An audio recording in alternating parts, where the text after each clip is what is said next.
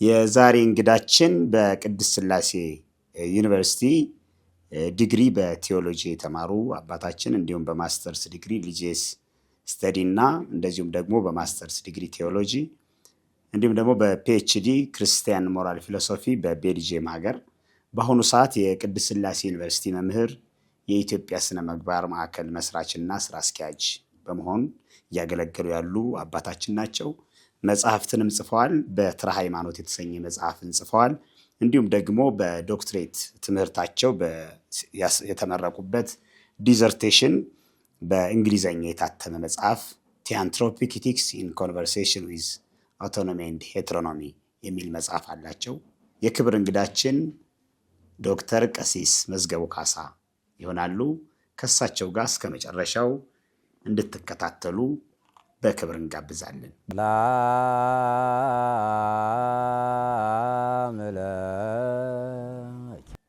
እንግዲህ በክቡር አባታችን በቅድሚያ የሰላም ለኪ ሚዲያ እንግዳ ሆነው ስለተገናኘን በጣም ደስ ብሎናል። እግዚአብሔር ያክብርልን። እንግዲህ ወደ ጥያቄዎቻችን ካለን ጊዜ አንጻር በቀጥታ ወደሱ ገባለሁ። ግላዊነት ወይም ኢንዲቪጁዋሊዝም ምንድን ነው? እንደው ከትርጉሙ ብንነሳ። በስመ አብ ወወልድ ወመንፈስ ቅዱስ አሐዱ አምላክ አሜን። እኔም የዚህ ሚዲያ አብረን እንድንነጋገር በዚህ መርሃ ግብር ስለጋበዛችሁኝ ከልብ አመሰግናለሁ። ግላዊነት ከፍልስፍናዊ እሳቤ የመነጨ ማህበረሰባዊ መገለጫ ወይንም የሰዎችን ማህበራዊ ማንነት ሲገልጹ ከህብረታዊነት ወይንም ከግንኙነታዊነት ይልቅ ግላዊነት ወይንም አንድ ሰው ለራሱ ለብቻው መሆን ይችላል፣ የራሱን ህይወት መምራት፣ ራሱ ለራሱ አያንስም። ወይንም ይሄ ኦቶኖሚ የምንለው ሰልፍ ሩል የምንለው አንድ ሰው የራሱን ህይወት በራሱ መርቶ የራሱን ህይወት አሳክቶ መኖር ይችላል የሚል ከህብረታዊነት የተለየ ወይንም የተነጠለ ግላዊነት ላይ የሚያተኩር ማህበራዊ መገለጫ ነው። እንደው ከቃሉ ትርጉም ባጭሩ ስንነሳ ማለት ነው። ሰው ግላዊ መሆን ፈልጋለሁ ሲል እንደው ምንጩ ምንድን ነው? ለዚህ መነሻው ምንድን ነው ብለው ያስባሉ? የፍልስፍናው ትሬንድ ነው። የፍልስፍናው ትሬንድ እነዚህ አራት ተጓዳኝ ወይንም ደግሞ አብረው የሚጓዙ እሳቤዎች አሉ። ኢንዲቪጁዋሊዝም፣ ኢጎይዝም in terms of ስነ ምግባር ኢጎይዝም ነው የሚገለጸው። እንደ ኢኮኖሚ መገለጫው ደግሞ ካፒታሊዝም ነው። ከዚሁ ጋር በተያያዘ ደግሞ ተያይዞ የሚገለጸው የእምነት መገለጫ ደግሞ ፕሮቴስታንቲዝም ነው። አብረው የተወለዱ አብረው ያደጉ የማይለያዩ አራት ባልንጀራሞች ናቸው እና ከፍልስፍና ሀሳቤ የመነጨ ማህበራዊ መገለጫ እንደመሆኑ መጠን ሰው ለራሱ አስቦ የራሱን መንገድ ራሱ መርቶ የራሱን ስኬት ወይንም ፍሎሪሽንግ የሚሉት አለ።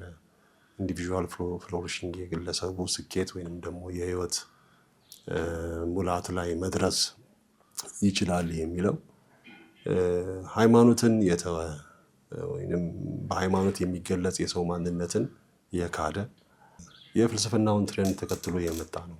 እንግዲህ በህይወት ሂደት ውስጥ ሁለቱ ናቸው እንግዲህ ስለ ሰው ልጅ ማንነት የሚናገሩ ሃይማኖትና ፍልስፍና ናቸው። ፍልስፍና የሚናገረውን የሚያስበውን የሚገልጸውን ሃይማኖት ነው የሚተችበት ወይንም የሚመዝንበት። ይህንን ግን መቀበል ስላልፈለገ ሃይማኖትን ወደ ውጭ አውጥቶ ፍልስፍናው በራሱ እምነት በራሱ የእይታ መንገድ ሰውነትን ሲገልጽ ያው ከግላዊነት ነው። ምንድነው እዚህ ጋር ተያይዞ የሚነሳው? አስተዋይነት፣ ግላዊነት ወይንም ደግሞ ስነ ምግባራዊነት ከራስ ወዳድነት ጋራ ከግላዊነት ጋራ እና ከአስተዋይነት ከአዋቂነት ጋራ የተቆራኘ ነው። ለምሳሌ አንድ ሰው ስለራሱ ሲያስብ ሂዝ ስማርት እንላለን። ወይም ደግሞ ምንድነው ለራሱ ኢንተረስት የሚያስብና የሚፈልገውን ነገር የሚያመቻች ወይንም ምንድነው ለጥቅሙ የሚኖርን ሰው አዋቂ ነው፣ ብልህ ነው፣ አስተዋይ ነው፣ ለራሱ የሚጠቅመውን ወይንም ደግሞ የሚያስፈልገውን የሚያውቅ እና ለዛ አስቦ የሚሰራ ነው ተብሎ እንደ ባለ አእምሮ ወይንም እንደ አስተዋይ ወይንም እንደ ነቃ ህሊና ያለው ሆኖ ይነገራል። ሌላውን በመስጠት ለምሳሌ አሁን ስነ ምግባር ስንል ደግሞ ሰውን መርዳት ነው፣ የተቸገረውን ማገዝ ነው እንላለን። ስለዚህ ራሱን እየጎዳ ሌላውን የሚረዳበት ህይወት ስለሆነ ስነ ምግባራዊነት ሞኝነት ነው ወይም ኢሞራሊቲ ነው። ቢኮዝ ትክክለኛ አእምሯቸው በጣም ጥሩ ሆኖ ስማርትሊ የሚያስቡ ሰዎች የራሳቸውን ፍላጎት የራሳቸውን ጥቅም የሚያስከብሩ ናቸው። ራሱን ጎርቶ ግን ሌላውን የሚረዳ ሰው ግን አላዋቂ ነው ወይንም ደግሞ ሞኝ ነው ብለው ነው የሚፈርጁት። ማለት ስነ ምግባራዊነትን ለሌላ ሰው መስራት ማሰብ የምንለውን ስነ ምግባራዊውን ቤዚክ ሜንስትሪም ላይ የምናስተምረውን ስነ ምግባራዊነትን እንደ አላዋቂነት ነው የሚቆጥሩት። ስለዚህ ከአስተዋይነት ጋር ሂውማኒቲ፣ ራሽናሊቲ ኤንድ ሞራሊቲ የሚናበቡ ናቸው ብለው ነው የሚያስቀምጡት። ያ ደግሞ የሰው ልጅ በባህሪው ግንኙነታዊ ነው፣ ለብቻው መሆን አይችልም ነው። ኢንዲቪጁዋሊዝም ጀስት አይዲያ ነው። አይዲያሊ ልናገረው እንችላለን እንጂ ሰው በተፈጥሮ ከሰዎች ጋር የሚገናኝ ነው። እንደ ቤተሰብ እህት፣ ወንድሞች፣ እናት፣ አባት አለው። እንደ ማህበረሰብ በጋራ አብሮት የሚኖሩ ሰዎች አሉ። በስራ ቦታ ላይ አብሮት የሚሰሩ የስራ ባልደረቦች አሉት። ሶ ዌሬቨር የሰው ልጅ በሄደበትና ባለበት ቦታ ሁሉ ከሱ ጋር አብረው የሚኖሩ ሰዎች አሉ። ስለዚህ አንድ ሰው ግላዊ ነኝ ብሎ ለራሱ አስቦ ለራሱ ሰርቶ ራሱን ብቻ መግቦ መኖር አይችልም። ምንም ነገር ብንናገር ምንም ነገር ብንሰራ አጠገባችን ያሉ ሰዎች ላይ አዎንታዊ ወይንም ደግሞ አሉታዊ ተጽዕኖ መፍጠራችን አይቀርም፣ እንፈጥራለን። ምክንያቱም የተገናኘን ነን እና ያንን የካደ ይሄ የሰው ልጅ አንዱ ከሌላው ጋራ ተደጋግፎ ተባብሮ እንደ ቤተሰብ፣ እንደ ማህበረሰብ፣ እንደ ተቋም በግንኙነት ውስጥ ነው የሚኖረው የሚለውን ሃይማኖታዊ መሰረት ያለውን ማህበራዊ ህይወት መገለጫን የሚክድ እና ፒውርሊ ከፍልስፍናው ከአስተዋይነት ከራሽናሊቲ ጋራ ዶስ አር ራሽናል አር ኢንዲቪዥዋል ለግላቸው የሚያስቡ ሰዎች አስተዋይ ናቸው ወይንም ደግሞ የራሳቸውን ነገር የሚያውቁ ሰልፍ ፉልፊልመንት፣ ሰልፍ ሪያላይዜሽን፣ ሰልፍ አክቹዋላይዜሽን ምናምን የተባሉ የሚገለጹ እነዚህ ሁሉ በቃ የስኬት የእድገት ወይንም ደግሞ የስልጣኔ መገለጫ ሆነው ነው ያሉት እና ሃይማኖቱን የካደ የግለሰብና ኢጎ ላይ ግራውንድ ያደረገ የማንነት መገለጫ ነው። ከዛ ነው ክርስትና የማህበራዊ ህይወት ነው እንደሚታወቀው እና በክርስትና ስንዋጀው በተወሰነ ደረጃ የገለጹት ቢሆንም ክርስትና በማህበራዊ መኖር ከሰው ጋር መኖር እንደ ጭንቀት እንደገና ደግሞ ግላዊነትን እንደ ነፃነት አድርጎ የመጠቀም በቃ እዛም ጋር እያሉ ሶሻል ላይፍ ማህበራዊ ህይወት እያሉ ማሳለፍ እንደ ጭንቀት ነው፣ እንደገና ደግሞ ግላዊነት እንደ ነፃነት ነው ብሎ የሚያስቡ አሉ። እና እውነት ግላዊነት ነፃነት ነው? የደስታስ ምንጭ መሆን ይችላል ወይ? ኖ አይችልም። ይህንን አይችልም የምንለው ከክርስትናው ጋር ስለሚቃረን ብቻ ሳይሆን ተፈጥሯዊም አይደለም።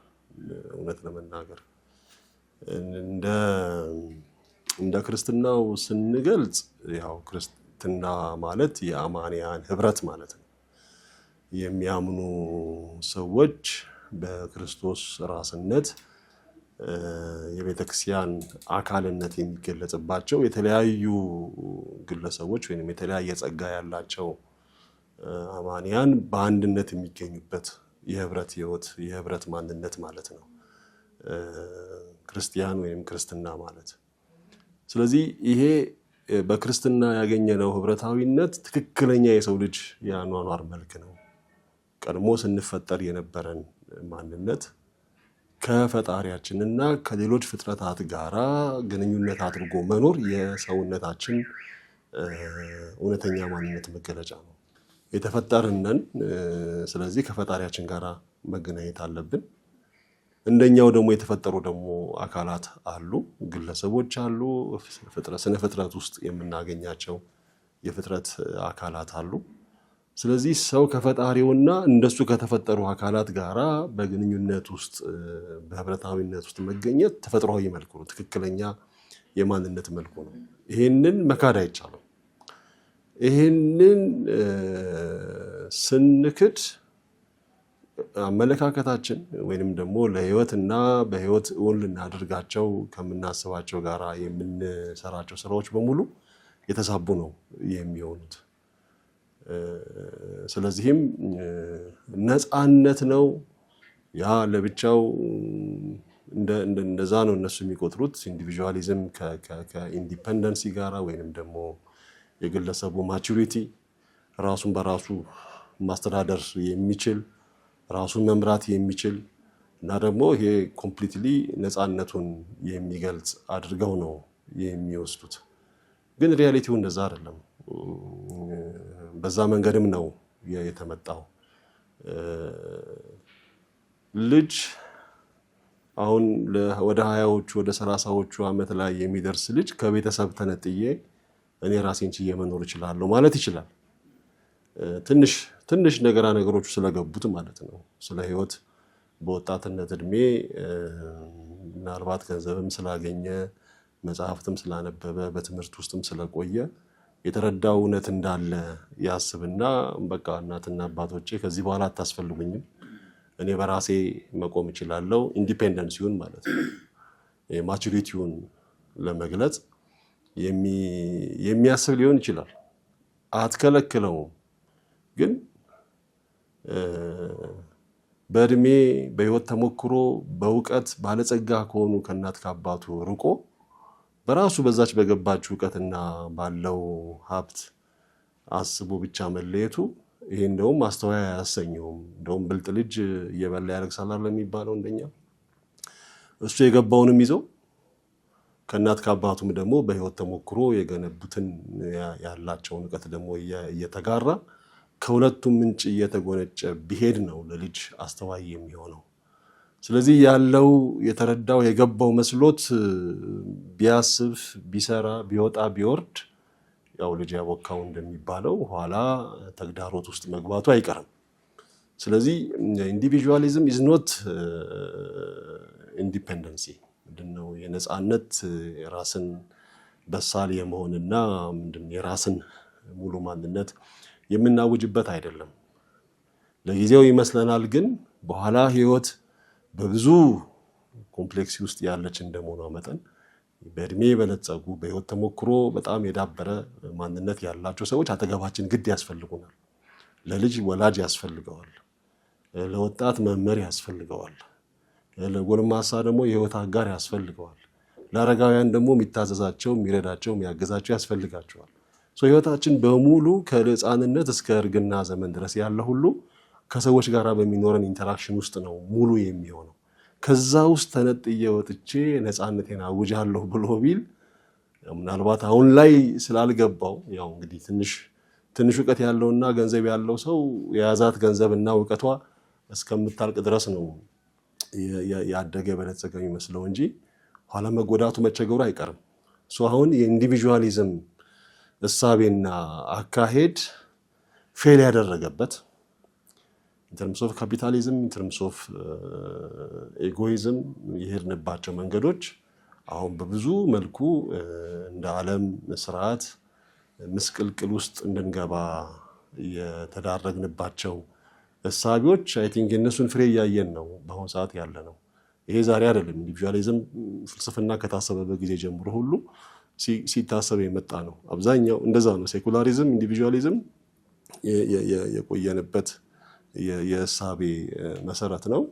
የእሱን ፍሬ ግን እያየን የመጣንበት ወቅት ነው። አሁን ከምን ጊዜውም በላይ አሁን በጣም በተበላሹ ችግሮች ውስጥ የገባን መሆናችንን የሚያሳይ ስለሆነ ይሄ ነፃነት ሊባል አይችልም።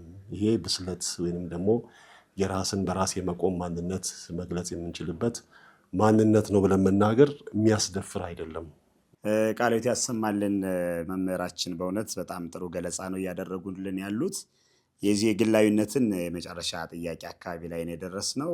ምናልባት የክርስትና ግቡ ለምሳሌ ክርስቶስ ባስተማረን ሂደት ውስጥ ነው ግቡን የምናሳካው። ክርስቶስ ያው ለቅሶ ሄዷል ደርሷል። በስጋ ተዋህዶ የኛን ስጋ ተዋህዶ አልዓዛር ላይ ሄዶ ሲያለቅስ እናየዋለን። እንደገና ደግሞ ወደ ሰርግ ቤት ተጠርቶ ደግሞ ማህበራዊ ህይወትን ሲያሳልፍ ከዛ ደግሞ ጎባጣውን ማቅናት ሽባውን መተርተር አጠቃላይ ህይወቱ ምንድነው ያስተማረን ከተባለ ክርስቶስ ለኛ ራዕይ የሆነልን ማህበራዊ ህይወትን ነው ያስተማረን። ስለዚህ ከሱ የተማርን እኛ ደግሞ መዝሙረኛው ዳዊት በመዝሙር 132 ቁጥር 1 ላይ ናሁ ሰናይ ወናሁ አዳም ሰው በይሄልው አሃው ህቡረ እነሆ ወንድሞች በህብረቱ ይቀመጡ መልካም ነው ያማረ ነው ባለን ትእዛዝ መሰረት በዚህ በምድር ላይ በህብረት ኖረን ከዛ ደግሞ በሰማይ በህብረት ከመላእክቱ ጋር ለመዘመር ያንብረታዊነት ለመኖር ነው እንጂ ከግላዊ ለመሆን አይደለም። ምን ኖረው ግባችን ይሄ ነው የክርስትና። የዚህ የግላዊነት ግቡ ምንድነው? የጠፋው ልጅ ታሪክም በዚሁ ሉቃስ 15 ላይ ስንመለከት እንግዲህ ከእናት አባቱ ሸሽቶ ሄዶ ከዛ እንደገና መመለሱ ግላዊነት ብዙ ብቻ ሳይሆን ጠቃሚ እንዳልሆነ ነው የምንረዳውና እንደው ከዚህ ጋር አገናኝተው ምንድነው ግባቸው? እኛ ለራሳችን አናንስም ነው። የራሴን ህይወት በራሴ መርህ አውቶኖሚ የሚባለው የራሴን ህይወት በራሴ መርህ፣ በራሴ ህግ፣ በራሴ መንገድ መርቼ ራሴን ስኬት ላይ ያደርሰዋለሁ የሚል በጣም ጠባብነት፣ በጣም ውስንነት፣ ምናልባትም ደግሞ አዋቂነት የሚመስል አላዋቂነት እና የትም አይደርስም። እንደ ግለሰቡ እሳቤ ግን አሁን ያነሳው የጠፋው ልጅ ርስቴን ድርሻዬን ስጠኝ ያለ ለራሴ ያውቃለሁ ከዚህ በኋላ የልጅነት ድርሻዬን ስጠኝ ያለው ተቀበለ፣ ያው ወሰደ። የበሰለ አእምሮ ኖሮት ቢሆን ኖሮ የሚገባም ቦታ ላይ ሊያውለው በቻለ ነበረ። ነገር ግን ገንዘቡን ይዞ በግሉ በቃ በገባው ልክ የህይወት ጣዕም የህይወት እርካታ መዳረሻው ይሄ ነው ብሎ በተረዳው ልክ ዳንኪራ መጨፈርም ከጋለሞታዎች ጋር መሄድም መብላት መጠጣት ምዛ ላይ ነው በቃ ሄዶ ያባካ ነው። ምክንያቱም የነበረው መረዳት ምንድነው የሆነ በራሱ የፈለገው ማድረግ እንደሚችል ነው የተረዳው እንጂ ያ በራሱ ሊያሳካ የሚፈልገው ነገር ሪሊ ህይወቱን ያሳርፈዋል እስከ መጨረሻው ድረስ ያሳርፈዋል ብለን ስንመለከት አላሳረፈውም። ያው ያበደውን አብዶ የሚሆነውን ሆኖ የሚበላው አጥቶ ከአሳማ ጋራ ምግባቸውን ለመብላት ሲመኝ ነው የምናገኘው። ይሄ ከባድ የሆነ የገባው የመሰለው ያልገባው ነገር ወይንም ደግሞ ህይወት የመሰለው ነገር ሞት እንደሆነ ያየበት ከሰዎች ጋራ በራሱ ከግለሰባዊ እይታ የተመለከተው ህይወት መጨረሻ ላይ አውጥቶ እንደጣለውና ከህይወት መስመር ውጭ እንደወጣ የተመለከተበት ነውና ግቡ ውድቀት ነው። እነሱ ስኬት ሊሉት ይችላሉ፣ ግን የግለሰብን ስኬት የግለሰብን ፍላጎት ባሟላህበትና አጠገብህ ያሉ እናት አባቶችን፣ ወንድሞችን፣ ጎረቤቶችን፣ የሥራ አጋሮችን በማህበራዊ በተለያየ መንገድ የምታገኛቸው ሰዎች አግለህ ህይወት የኔና የኔ በሚል ወርልድ ቪው ውስጥ ብቻ ተቆልፈህ የምትሄድበት አካሄድ ለጊዜው ስኬት ሊመስል ይችላል፣ ግን ፍጻሜው ግን ገደል ነው እና ምንም አያተርፉ ሲገባቸው አይናቸው ሲገለጥና እውነትን ሲረዱ ልክ እንደ ጠፋው ልጅ ለምንድነው እዚህ የምቸገረው? ለምንድነው ወደ አባቴ የማልሄደው? አባቴ ቤት እኮ ባለሟሎች ተርፏቸው ይበላሉ፣ እኔ እዚህ እቸገራለሁ። ከአባት ጋር መሆንን ከእህት ከወንድም ጋራ መሆንን ወይንም እኛን ከመሰሉ እህቶች ወንድሞች ጋራ ሆኖ መኖር እጅግ አስፈላጊ መሆኑን ነው የምንረዳው ከውድቀት በኋላ ማለት ነው። ለዚህ ነው ወደ ክርስትና እንዲመጡ ቤተክርስቲያን የህብረት ቤት ናት። እንደገለጽከው ክርስቶስ አምላክ ሰው የሆነው ከሰዎች ጋራ ተዛምዶ ለመፍጠር ነው። ሰማይና ምድር ለማስታረቅ ነው። አምላክ ሰው ሆኖ ሰውነት አምላክነትን ገንዘብ እንዲያደርግ ነው እና ይሄ ከሁሉም ጋር ያለው የግንኙነት ህይወት ፍጹም ሊሆን የሚችልበትን መንገድ ለማሳየት ነው። በሐዘኑም በደስታውም በለቅሶም በሰርጉም ተገኝቷል። የኛ ህይወት ግንኙነታዊ መሆኑን በብዙ መልኮች አስተምሯል።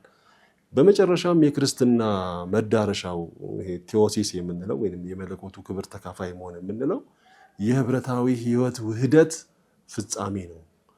ከእግዚአብሔር ጋር በሚኖረን ግንኙነት ውስጥ እውን የምናደርገው ከሆነ መዳንን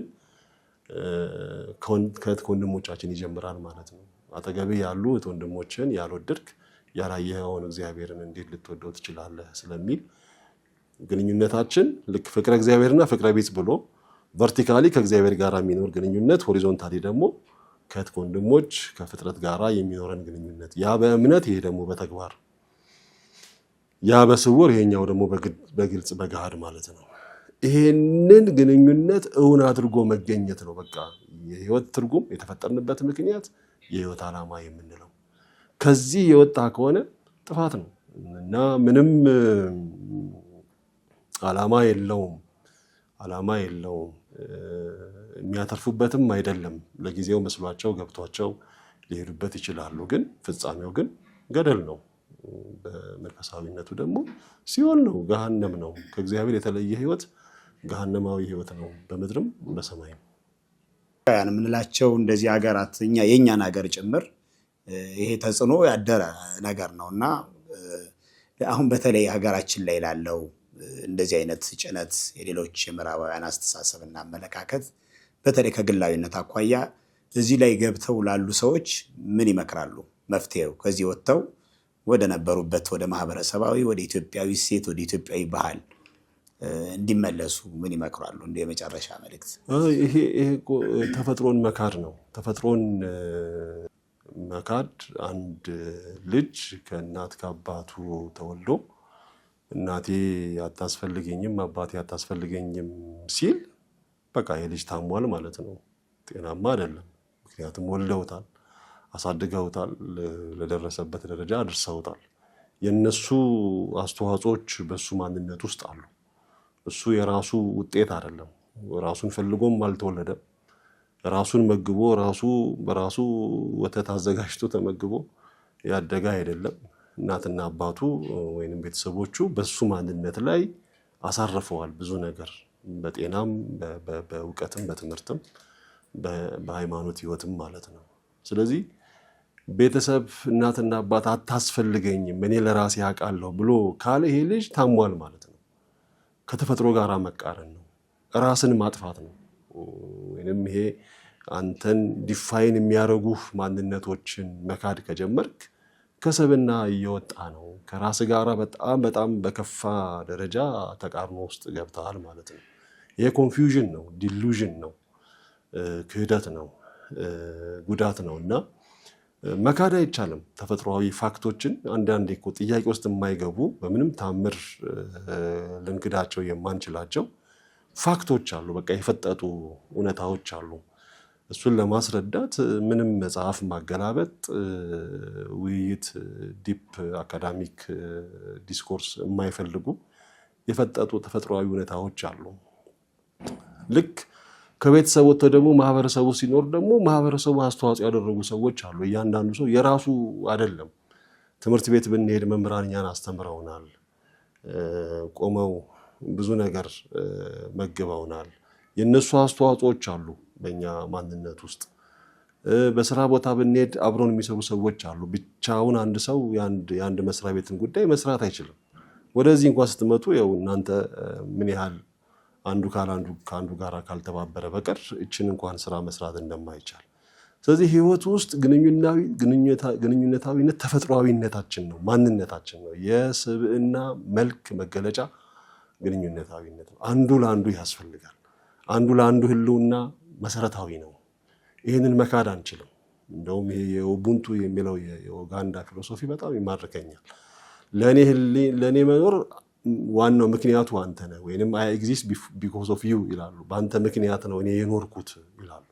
ይሄ ተፈጥሯዊ እውነታ ነው፣ መካድ የማንችለው ማለት ነው። ስለዚህ ግላዊነትን እንደ ትክክለኛ የህይወት መርህ እያሰቡ የሚሄዱ ሰዎች ካሉ እየጠፉ እየፈረሱ ከስብዕና ማንነት እየወጡ ከራሳቸው ጋር እየተቃረኑ ነገም ደግሞ ቤተሰብን የሚያውኩ ወይም ቤተሰባዊ ውህደትን መፍጠር የማይችል ስብዕና ይዘው የሚገኙ ትዳር እንኳን ቢይዙ አብሮ መኖር አይችሉም ፎር ሹር።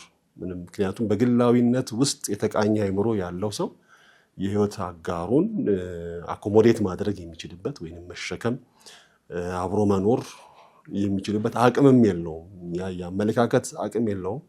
የስብዕና ማንነት የለውም። ስለዚህ ትዳር ሊመሰረት አይችልም። ሊመሰረትም ደግሞ መዝለቅ አይችሉም። አንዳቸውን መሸከም የሚችሉበት ይሄ የጋራ ማንነት እየገነቡ እንዳመለካከትም እንደ ስብዕናም ይዘው ስላልመጡ ትዳርን ይዘው መዝለቅ አይችሉም። ትዳር ደግሞ አንዱን መሸከም ይፈልጋል እና ቤተሰብ ልጆች ይመጣሉ። የአብሮነት ዋና መገለጫው እንግዲህ በስጋና በደም የሚተሳሰሩ ሰዎች የሚገናኙበት ቤትን የሚያህል ነገር የለም ህብረታዊነት ያለበትና ያንን ነው የሚያጡት። በጣም ነው የሚጎዱት። ከዛም አልፎ ደግሞ ማህበራዊነትን መፍጠር አይችሉም።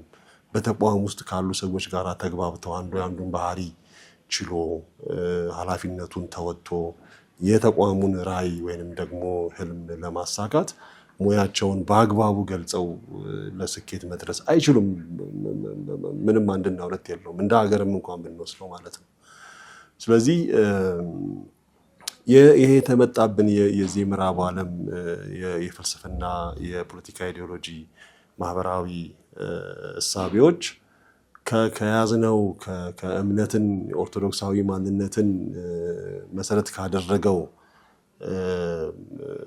የአኗኗር ዘይቤ የቤተሰብ የማህበራዊ ህይወት ጋራ በሚኖረው ግንኙነት ተጽዕኖ ፈጥሮብን ሳንወድ በግድ ተቀብለነው እዛው ስለተገኘን ነው እንጂ የሰውነት መገለጫ አይደለም። የእውነተኛ ሰውነት መገለጫ አይደለም ግላዊነት። እና ይህንን ለሚያስቡ ሰዎች እውነታውን ተረድተው ቤተሰባዊውን ማህበራዊውን ግንኙነት ጠብቀው ቢኖሩ ነው መልካም ብለን የምናስተምረው የምንገልጸው። ለመምህራችን ቃሌት ያሰማልን፣ መንግስተ ሰማያት ያወርስልን፣ ረጅም ዕድሜ ከሙሉ ጤና ጋር ያድልልን። ከዶክተር ቀሲስ መዝገቡ ካሳ ጋር ስለ ግላዊነት የነበረን ግላዊነትን የተመለከቱ ርዕሰ ጉዳዮች የተሰጠን ማብራሪያ ይህን ይመስል ነበረ። በቀጣይ በሌላ ርዕሰ ጉዳይ እስከምንገናኝ ቸርን ሰንብት።